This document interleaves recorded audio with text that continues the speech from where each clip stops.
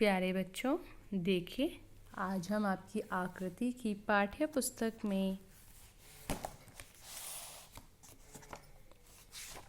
पाठ 13 गीत का कमाल पाठ का भाषा ज्ञान करेंगे। तो चलिए शुरू करते हैं।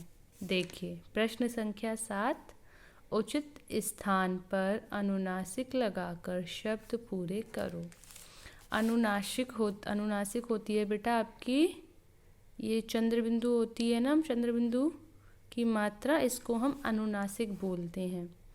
ये आपको इन शब्दों पर लगानी है और इन शब्दों को लगाकर शब्दों को पूरा करके लिखना है। अब जैसे ये है गाव, गाव तो कुछ नहीं होता, सही शब्द क्या होता है? गांव। तो हम यहाँ ग पर अनुनासिक लगाएंगे, देखिए, और ये हमने व, तो ये बन गया गांव। उसी तरह ये देखिए आँख, आँख होता है, आँख होता है, आँख ना, देखिए इसका जो बोलने का तरीका है वो भी बदल जाता है। आँख, आँख, तो आ यानी कि अ पर अनुनासिक, उसके बाद ख, तो ये बन गया आपका आँख। ठीक है बेटा। इसी तरह बाकी के शब्द जो हैं इसमें किस वर्ण पर अनुनासिक आएगा वो लगाकर आपको शब्दों को पूरा करके लिखना है। प्रश्न संख्या 8, पाठ में आए पुनरुक्त शब्द छांटकर लिखो। पुनरुक्त मतलब एक शब्द को 2 बार आ जाना। जैसे डगर डगर, डगर डगर आया ना, तो उसी तरह दूसरे और भी बहुत सारे शब्द हैं जो इस पाठ में आए हैं, जैसे सरर,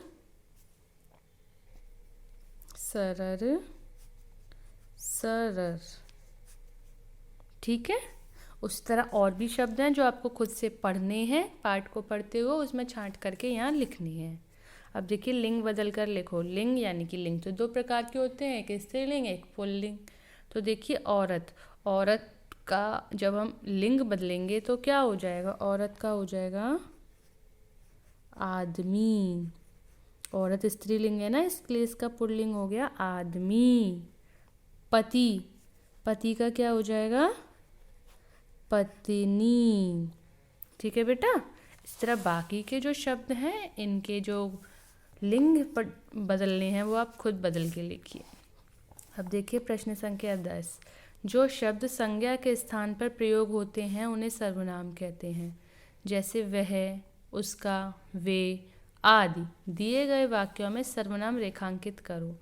अब आपने सर्वनाम पढ़ा है ना, संज्ञा यानी कि किसी का भी नाम और उसकी जगह पर जो शब्द आ जाते हैं जिनका कोई नाम नहीं होता वो सर्वनाम होते हैं।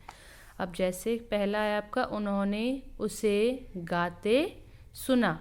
देखो उन्होंने, अब उन्होंने सुना, ठीक है, उन्होंने, उन्होंने, अब उन्होंने का नाम है यहाँ?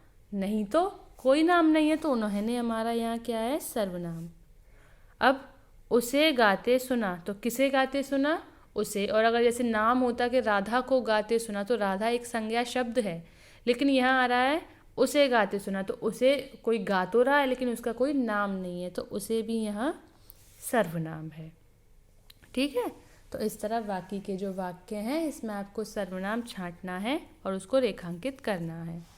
अब देखिए प्रश्न संख्या 11, वाक्य में प्रयोग करो। अब वाक्य प्रयोग तो आप अच्छे से सीख गए होंगे।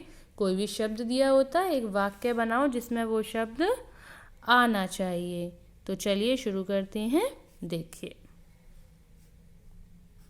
किसान, सांप को देखकर